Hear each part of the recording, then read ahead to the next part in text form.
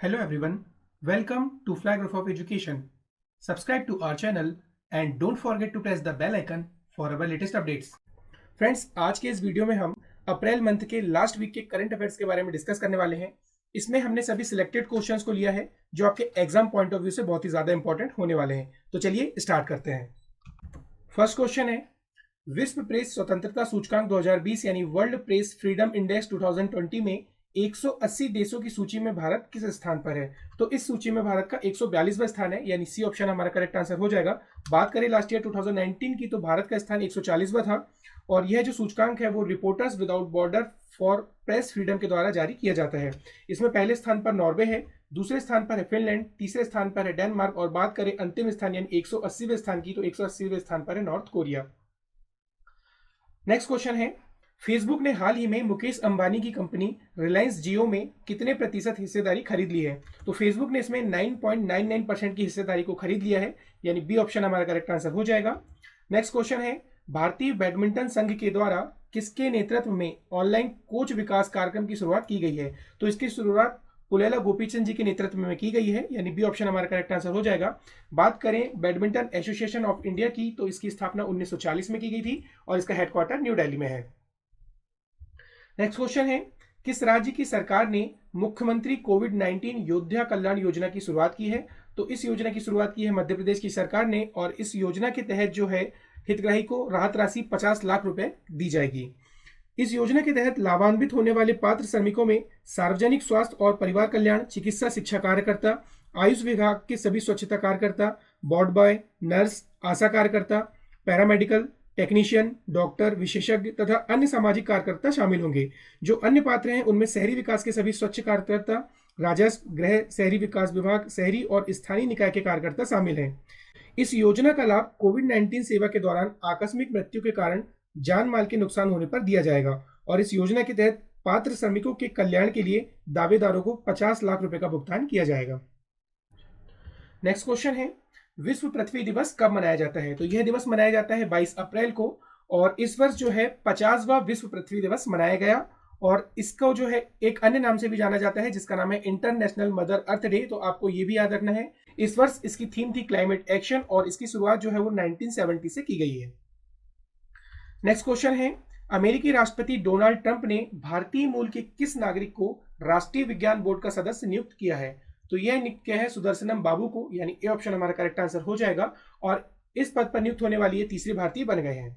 Next question है, विश्व badminton महासंघ BWF के आई एम बैडमिंटन जागरूकता अभियान का ब्रांड एम्बेसडर किसे बनाया गया है? तो इसका ब्रांड एम्बेसडर बनाया गया है पीवी सिंधु को, जो कि हमारी इंडियन बैडमिंटन प्लेयर है। और बात करें बैडमिंटन वर्ल्ड फेडरेशन की, तो इसकी स्थापना 1934 में की गई थी और इसका हेडक्वार्टर कुआलालंपुर मलेशिया में है। नेक्स्ट क्वेश्चन है, अंग्रेजी भाषा दिवस कब मनाया जाता है? तो यह दिवस मनाया जाता है 23 अप्रैल को, यानी बी ऑप्शन हमारा करेक्ट आंसर हो जाएगा। और यह दिवस जो है अंग्रेजी के एक महान राइटर शेक्सपियर की याद में मनाया जाता है। और 23 अप्रैल को एक दिवस और मनाया जाता है जिसे वर्ल्ड बुक डे के नाम से भी जाना जाता है, तो यह भी आपने याद रखना है। नेक्स्ट क्वेश्चन है, टाटा कंसल्टेंसी सर्विसेज ने किस देश का पहला पूर्ण डिजिटल बैंक लॉन्च करने की घोषणा की है? तो टाटा कंसल्टेंसी ने इजराइल का एक पूर्ण डिजिटल बैंक लॉन्च करने की घोषणा की है, यानी ए ऑप्शन हमारा करेक्ट आंसर हो जाएगा। और बात करें इजराइल की, तो इसकी जो कैपिटल है वो है जेरूसलम और यहाँ की करेंसी है इजरायली शेकेल। नेक्स्ट क्वेश्चन है, सीमा सड़क संगठन के द्वारा किस नदी पर कसोवाल पुल का निर्माण किया गया है? तो यह निर्माण किया गया है रावी नदी पर और इस पुल का निर्माण जो है प्रोजेक्ट चेतक के तहत किया गया है। बात करें रावी नदी की, तो इसका उद्गम हिमाचल प्रदेश से होता है और इसका समागम जो है चिनाव नदी पाकिस्तान में होता है। और रावी नदी को परुशनी, जो कि इसका एंशिएंट नेम है, तथा एरावती, इन दो अन्य नामों से भी जाना जाता है। नेक्स्ट क्वेश्चन है, किस देश ने अपना पहला सैन्य उपग्रह नूर को पृथ्वी की कक्षा में सफलतापूर्वक स्थापित किया है? तो यह स्थापित किया है ईरान ने, यानी बी ऑप्शन हमारा करेक्ट आंसर हो जाएगा। और बात करें ईरान की, तो इसकी कैपिटल है तेहरान और यहाँ की करेंसी है ईरानियन रियाल और यहाँ की पार्लियामेंट को मजलिस नाम से जाना जाता है।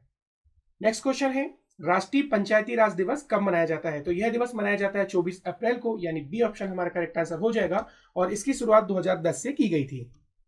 बात करें पंचायती राज अधिनियम 1993 की, तो 73वां संविधान संशोधन अधिनियम 1992 के द्वारा तत्कालीन प्रधानमंत्री पीवी नरसिम्हा राव जी के कार्यकाल में इसे प्रभावी किया गया था और विधेयक के संसद के द्वारा पारित होने के बाद 20 अप्रैल सन 1993 को राष्ट्रपति की स्वीकृति प्राप्त हुई और 24 अप्रैल 1993 से 73वां संविधान संशोधन अधिनियम लागू हुआ। अतः 24 अप्रैल को प्रतिवर्ष राष्ट्रीय पंचायती दिवस के रूप में मनाया जाता है।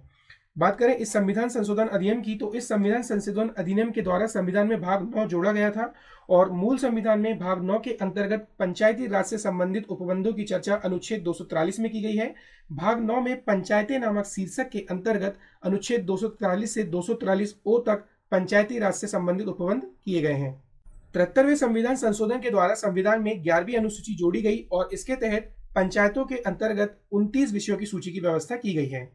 फ्रेंड्स, अब जो आपको मैं 2 फैक्ट्स बताने वाला हूं बहुत ही ज्यादा इंपॉर्टेंट है, तो आपको ये बहुत ही अच्छे से नोट कर लेना है। इसमें पहला फैक्ट है कि पंचायती राज एक्ट को पारित करने वाला पहला राज्य था कर्नाटक और पंचायती राज एक्ट को लागू करने वाला पहला राज्य था मध्य प्रदेश।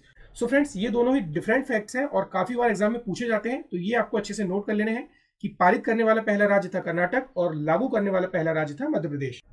अब बात करें इसकी पृष्ठभूमि की, तो भारत में स्थानीय स्वशासन का जनक लॉर्ड रिपन को माना जाता है। वर्ष 1882 में उन्होंने स्थानीय स्वशासन संबंधी प्रस्ताव दिया था, जिसे स्थानीय स्वशासन संस्थाओं का मैग्ना कार्टा कहा जाता है। स्वतंत्रता के पश्चात 1957 में योजना आयोग, जिसका नाम अब नीति आयोग हो गया है, के द्वारा सामुदायिक विकास कार्यक्रम और राष्ट्रीय विस्तार सेवा कार्यक्रम के अध्ययन के लिए बलवंत राय मेहता समिति का गठन किया गया था और नवंबर 1957 में समिति ने अपनी रिपोर्ट सौंपी, जिसमें इसने त्रिस्तरीय पंचायती राज व्यवस्था को लागू करने का सुझाव दिया था। इस त्रिस्तरीय पंचायती राज व्यवस्था में जिला स्तर पर जिला परिषद, ब्लॉक लेवल पर पंचायत समिति और विलेज लेवल पर ग्राम पंचायत की सिफारिश इसके द्वारा की गई थी। इसके पश्चात बलवंत राय मेहता समिति की सिफारिश को स्वीकार कर 2 अक्टूबर 1959 को राजस्थान के नागौर जिले में तत्कालीन प्रधानमंत्री पंडित जवाहरलाल नेहरू जी के द्वारा देश की पहली त्रिस्तरीय पंचायत की स्थापना की गई और इस प्रकार वर्ष 1993 में 73वें व 74वें संविधान संशोधन के द्वारा भारत में पंचायती राज व्यवस्था को संवैधानिक दर्जा प्राप्त हुआ। नेक्स्ट क्वेश्चन है, ड्रोन के द्वारा गांवों में संपत्ति की मैपिंग के लिए भारत सरकार ने कौन सी योजना प्रारंभ की है? तो इसके लिए भारत सरकार ने स्वामित्व योजना को प्रारंभ किया है, यानी सी ऑप्शन हमारा करेक्ट आंसर हो जाएगा। और यह योजना जो है पंचायती राज दिवस के अवसर पर 24 अप्रैल को माननीय प्रधानमंत्री नरेंद्र मोदी जी के द्वारा प्रारंभ की गई है। इस योजना को अभी महाराष्ट्र, उत्तर प्रदेश, उत्तराखंड और कर्नाटक समेत 6 राज्यों में ट्रायल के तौर पर लागू किया जाएगा। इसके बाद इस योजना में आने वाली परेशानियों को देखकर इसमें बदलाव किए जाएंगे और फिर इस स्वामित्व योजना को पूरे देश में लागू कर दिया जाएगा। इसके साथ ही माननीय प्रधानमंत्री नरेंद्र मोदी जी ने एक ई ग्राम स्वराज पोर्टल और एक ई ग्राम स्वराज ऐप को भी लॉन्च किया है। यह पोर्टल और यह ऐप देश भर में पंचायती राज से संबंधित संस्थानों में ई गवर्नेंस को मजबूत करेगा और इस ऑनलाइन पोर्टल के माध्यम से पंचायत के विकास कार्यों, उनके खंड और कामकाज की जानकारी देश के सभी लोग अपने मोबाइल में प्राप्त कर सकते हैं। नेक्स्ट क्वेश्चन है, WHO के द्वारा विश्व प्रतिरक्षण सप्ताह कब मनाया जाता है? तो यह मनाया जाता है 24 अप्रैल से 30 अप्रैल तक, एक हफ्ते में यह दिवस मनाया जाता है और इस वर्ष इसकी थीम थी vaccine work for all. Next question है, बेंटर ब्लिट्ज कप 2020 का खिताब किसने जीता है? तो यह खिताब जीता है अली रेजा फिरोजा ने और अली रेजा फिरोजा जो है वो ईरान के प्लेयर हैं और इन्होंने मात्र 16 साल की उम्र में यह खिताब जीता है और इन्होंने मैग्नस कार्लसन को हराकर यह खिताब जीता है, जो कि नॉर्वे के प्लेयर हैं। नेक्स्ट क्वेश्चन है, कोविड-19 नमूनों को इकट्ठा करने के लिए भारत सरकार की पहली mobile lab mobile BSL-3 VRDL किसने विकसित किया है? तो यह विकसित किया है DRDO ने, यानी बी ऑप्शन हमारा करेक्ट आंसर हो जाएगा। नेक्स्ट क्वेश्चन है, भारत के नए केंद्रीय सतर्कता आयुक्त CVC चीफ विजिलेंस कमिश्नर किसे नियुक्त किया गया है? तो यह नियुक्त किया गया है संजय कोठारी को, यानी बी ऑप्शन हमारा करेक्ट आंसर हो जाएगा। बात करें सेंट्रल विजिलेंस कमीशन की, तो इसकी स्थापना 11 फरवरी 1964 को की गई थी और इसका हेडक्वार्टर न्यू दिल्ली में है और इसमें प्रेजेंट में 2 विजिलेंस कमिश्नर हैं, जिसमें पहले हैं सुरेश एन पटेल और दूसरे हैं शरद कुमार। नेक्स्ट क्वेश्चन है, वर्चुअल कोर्ट में सॉफ्टवेयर के जरिए मुकदमों की सुनवाई शुरू करने वाला देश का पहला राज्य कौन सा है? तो यह राज्य है उत्तर प्रदेश और उत्तर प्रदेश की जो हाईकोर्ट है वो है इलाहाबाद में और इस प्रकार इलाहाबाद हाईकोर्ट जो है वो वर्चुअल हाईकोर्ट बन गई है, जो सॉफ्टवेयर के जरिए अपने मुकदमों की सुनवाई कर रही है। नेक्स्ट क्वेश्चन है, खोंगजूम दिवस किस राज्य में मनाया जाता है? तो यह दिवस मनाया जाता है मणिपुर में, यानी सी ऑप्शन हमारा करेक्ट आंसर हो जाएगा। और बात करें इस दिवस की, तो इस दिवस के द्वारा 1891 के एंग्लो मणिपुर युद्ध में लड़ने वाली योद्धाओं को श्रद्धांजलि दी जाती है। एंग्लो मणिपुर युद्ध ब्रिटिश सरकार और मणिपुर साम्राज्य के बीच एक सशस्त्र संघर्ष था। यह युद्ध 31 मार्च और 27 अप्रैल 1891 के बीच लड़ा गया था। इस युद्ध में अंग्रेजों की जीत हुई थी, इसीलिए प्रतिवर्ष 23 अप्रैल को यह दिवस मनाया जाता है और इसकी शुरुआत जो है 1891 में हुई थी। यह लड़ाई मणिपुर के खोंगजोम की खेवा पहाड़ियों पर लड़ी गई थी और इसलिए इसका नाम खोंगजोम दिवस या खोंगजोम युद्ध रखा गया। यह एक ऐतिहासिक स्थल है और इस स्थल का निर्माण युद्ध में लड़े गए बहादुर सैनिकों की याद में किया गया था। यह स्थान उत्तर पूर्व के सबसे बड़े पर्यटक आकर्षणों में से एक है। नेक्स्ट क्वेश्चन है, चीन ने किस मिशन के तहत 2020 के अंत में मंगल ग्रह पर अपना यान भेजने की घोषणा की है? तो चीन ने तियानवेन-1 मिशन के तहत मंगल पर अपना यान भेजने की घोषणा की है और यदि चीन मंगल पर अपना यान भेजने में सफल हो जाता है तो ऐसा करने वाला वह विश्व का 5वां देश बन जाएगा। तो बात करें विश्व के ऐसे कितने देश हैं जो मंगल पर सफलतापूर्वक अपना यान भेज चुके हैं, तो इसमें पहले नंबर पर है यूएसएसआर यानी यूनाइटेड स्टेट्स ऑफ सोवियत रूस, सेकंड है यूएसए यानी United states of America, third है यूरोपियन स्पेस एजेंसी और फोर्थ है इंडिया। नेक्स्ट क्वेश्चन है, किस राज्य की सरकार ने जीवन शक्ति योजना प्रारंभ की है? तो यह योजना प्रारंभ की है मध्य प्रदेश की सरकार ने और इस योजना के तहत नगरीय क्षेत्र की महिलाओं को घर बैठे रोजगार देने के लिए मध्य प्रदेश के मुख्यमंत्री शिवराज सिंह चौहान ने जीवन शक्ति योजना नाम से इस योजना को लॉन्च किया है और इस योजना के तहत महिलाएं घर में मास्क तैयार करेंगी और सरकार के द्वारा 11 रुपए प्रति मास्क की दर से सभी मास्क खरीदा जाएगा। सरकार के द्वारा महिलाओं को एक बार में 200 मास्क बनाने का ऑर्डर दिया जाएगा और मास्क सूती कपड़े का बनाना होगा। नेक्स्ट क्वेश्चन है, ब्लैक होल के अस्तित्व का प्रमाण देने वाले टेलीस्कोप का नाम क्या है जिसकी हाल ही में 30वीं वर्षगांठ मनाई गई? तो इस टेलीस्कोप का नाम है हबल स्पेस टेलीस्कोप, यानी बी ऑप्शन हमारा करेक्ट आंसर हो जाएगा। हबल स्पेस टेलीस्कोप वास्तव में एक खगोलीय दूरदर्शी है जो अंतरिक्ष में कृत्रिम उपग्रह के रूप में स्थित है। इसे 25 अप्रैल 1990 को अमेरिका अंतरिक्ष यान डिस्कवरी की मदद से इसकी कक्षा में स्थापित किया गया था। हबल दूरदर्शी को अमेरिका की अंतरिक्ष एजेंसी नासा ने यूरोपियन अंतरिक्ष एजेंसी के सहयोग के साथ तैयार किया था। अमेरिकी खगोल विज्ञानी एडविन पोवेल हबल के नाम पर इसे हबल नाम दिया गया है। यह नासा की एक प्रमुख वेधशालाओं में से एक है। नेक्स्ट क्वेश्चन है, अंतरराष्ट्रीय चेरनोबिल आपदा स्मरण दिवस कब मनाया गया? तो यह दिवस मनाया गया 26 अप्रैल को। 26 अप्रैल 1986 को यूक्रेन के प्रिप्रियात शहर के चेरनोबिल पावर प्लांट में एक परमाणु दुर्घटना हुई थी। यह विश्व में घटित होने वाली सबसे भयानक परमाणु आपदाओं में से एक है। वर्ष 2016 में संयुक्त राष्ट्र महासभा ने 26 अप्रैल को अंतरराष्ट्रीय चेरनोबिल आपदा स्मरण दिवस के रूप में नामित किया था। वर्ष 2009 में संयुक्त राष्ट्र ने प्रभावित स्थानों को विकसित करने में कार्यक्रमों का समर्थन करने के लिए international Chernobyl research and information network launch किया था। नेक्स्ट क्वेश्चन है, भारत सरकार ने किसके नेतृत्व में राष्ट्रीय नौवहन बोर्ड एनएसबी का पुनर्गठन किया है? तो इसका पुनर्गठन किया गया है मालिनी शंकर जी के नेतृत्व में, यानी सी ऑप्शन हमारा करेक्ट आंसर हो जाएगा। बात करें एनएसबी यानी नेशनल शिपिंग बोर्ड की, तो इसकी स्थापना 1 मार्च 1959 को की गई थी और इसका हेडक्वार्टर न्यू दिल्ली में है। नेक्स्ट क्वेश्चन है, किस देश की प्रसिद्ध महिला क्रिकेटर और पूर्व कप्तान सना मीर ने अंतरराष्ट्रीय क्रिकेट से संन्यास ले लिया है? तो यह लिया है पाकिस्तान की क्रिकेटर ने, यानी सना मीर पाकिस्तान की क्रिकेटर है जिन्होंने अंतरराष्ट्रीय क्रिकेट से संन्यास ले लिया है। नेक्स्ट क्वेश्चन है, वैज्ञानिकों के अनुसार आर्कटिक के ऊपर ओजोन परत पर बने सबसे बड़े छिद्र के स्वतः ही बंद होने का मुख्य कारण क्या है? तो इसका मुख्य कारण है ध्रुवीय भंवर यानी polar vortex. European centre for medium range weather forecast ECMWF के द्वारा Copernicus climate change service C3S और Copernicus atmospheric monitoring service CAMS ने इसकी पुष्टि की है। वैज्ञानिकों ने पुष्टि की है कि ओजोन परत में 1 मिलियन वर्ग किलोमीटर का चौड़ा छेद ठीक हो गया है। उन्होंने कहा है कि कोरोना वायरस लॉकडाउन के दौरान प्रदूषण के स्तर का कम होना इस छेद के बंद होने का सही कारण नहीं है, बल्कि इसके ठीक होने के पीछे पोलर वर्टेक्स प्रमुख वजह है जो ध्रुवीय क्षेत्रों में ठंडी हवा लाता है। और कोपरनिकस का कहना है कि इस साल का पोलर वर्टेक्स काफी शक्तिशाली था। वर्टेक्स के परिणाम स्वरूप स्ट्रेटोस्फेरिक बादलों की उत्पत्ति हुई जिसने CFC यानी क्लोरोफ्लोरोकार्बन गैसों के साथ प्रतिक्रिया कर ओजोन परत को नष्ट कर दिया था। अब पोलर वर्टेक्स कमजोर पड़ गया है जिसके कारण ओजोन परत में सामान्य स्थिति लौट आई है। हालांकि कोपरनिकस का कहना है कि यह वर्टेक्स दोबारा बन सकता है, लेकिन अगली बार यह ओजोन परत को ज्यादा प्रभावित नहीं करेगा। बता दें कि ओजोन परत पर बने छेद को वैज्ञानिकों ने इतिहास का सबसे बड़ा छेद करार दिया था। नेक्स्ट क्वेश्चन है, विश्व कार्यस्थल व स्वास्थ्य सुरक्षा दिवस कब मनाया गया? तो यह दिवस मनाया गया 28 अप्रैल को। डी ऑप्शन हमारा करेक्ट आंसर हो जाएगा। और यह दिवस जो है ILO यानी इंटरनेशनल लेबर ऑर्गेनाइजेशन के द्वारा मनाया गया था। बात करें ILO यानी इंटरनेशनल लेबर ऑर्गेनाइजेशन की, तो इसकी स्थापना 29 अक्टूबर 1919 में की गई थी और इसका हेडक्वार्टर है जिनेवा, स्विट्जरलैंड में।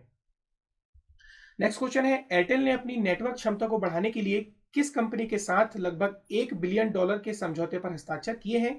तो एयरटेल ने नोकिया के साथ $1 बिलियन के समझौते पर हस्ताक्षर किए हैं। बात करें नोकिया की, तो इसकी स्थापना 12 मई 1865 को की गई थी। इसका हेडक्वार्टर एस्पू फिनलैंड में है और प्रेजेंट में इसके सीईओ है राजीव सूरी जी। बात करें एयरटेल की, तो इसकी स्थापना 7 जुलाई 1995 को की गई थी। इसका हेडक्वार्टर न्यू दिल्ली में है और इसके फाउंडर है सुनील भारती मित्तल।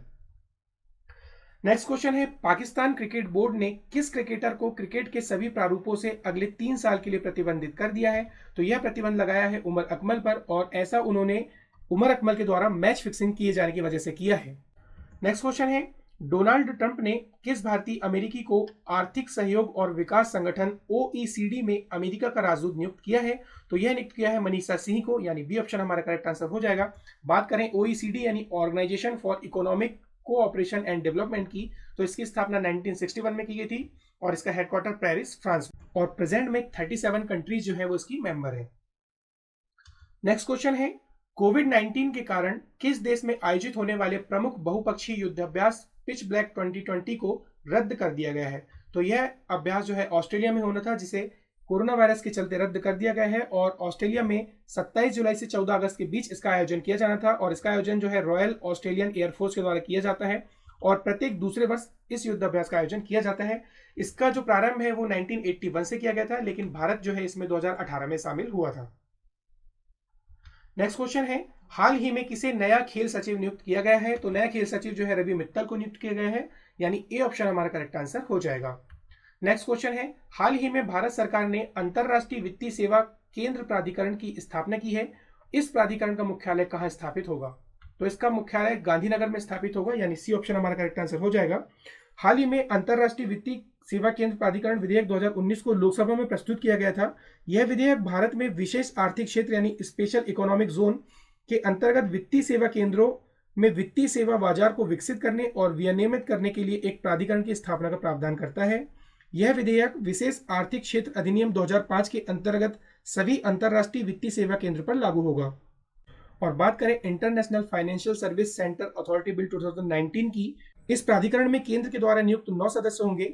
इनका कार्यकाल 3 वर्ष का होगा, जिसके बाद इनकी दोबारा नियुक्ति की जा सकती है। प्राधिकरण के सदस्यों में निम्नलिखित शामिल होंगे।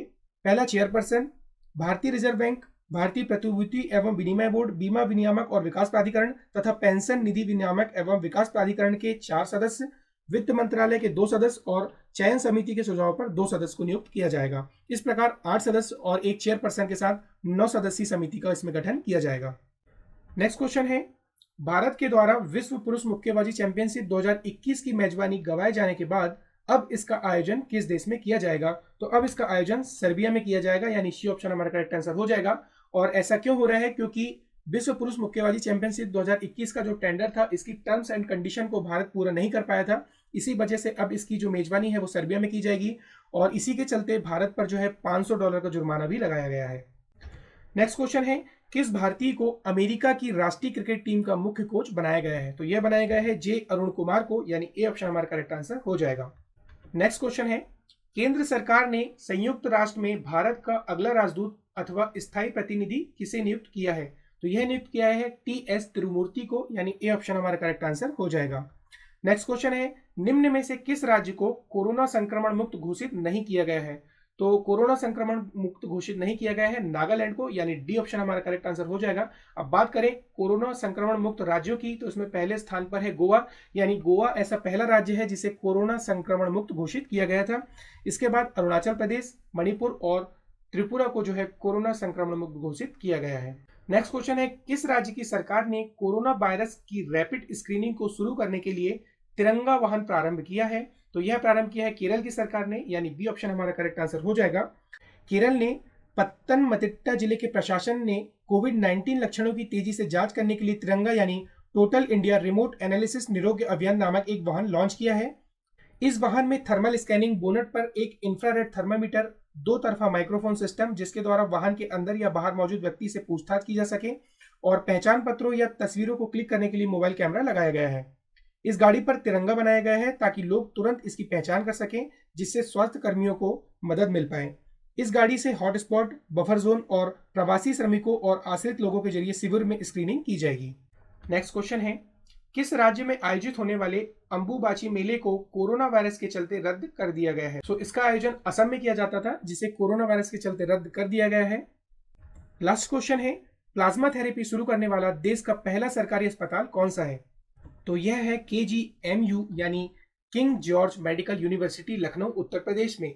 प्लाज्मा थेरेपी क्या है ये हम अपने लास्ट वीडियो में डिस्कस कर चुके हैं। और फ्रेंड्स, बात करें प्लाज्मा डोनर की, तो स्मृति ठक्कर जो है वो पहली ऐसी इंडियन है जो प्लाज्मा डोनर बनी है। सो फ्रेंड्स, ये कुछ बेसिक इंपॉर्टेंट क्वेश्चंस थे अप्रैल महीने के लास्ट वीक के, जो आपके एग्जाम पॉइंट ऑफ व्यू से बहुत ही ज्यादा इंपॉर्टेंट थे, जो आज हमने आपके साथ डिस्कस किए। आप इन सभी क्वेश्चंस को अच्छे से रीड कर लें, इन्हें अपनी नोटबुक में नोट कर लें और इस वीडियो को अपने फ्रेंड्स के साथ शेयर कर दें ताकि वे भी इसका लाभ ले सके। फ्रेंड्स, आपको हमारे इस वीडियो की PDF की लिंक हमारे इसी वीडियो के डिस्क्रिप्शन में मिल जाएगी। आप वहां से जाकर हमारे उस PDF को डाउनलोड कर सकते हैं, या फिर आप हमारे टेलीग्राम चैनल को ज्वाइन कर वहां से भी इसकी PDF को डाउनलोड कर सकते हैं।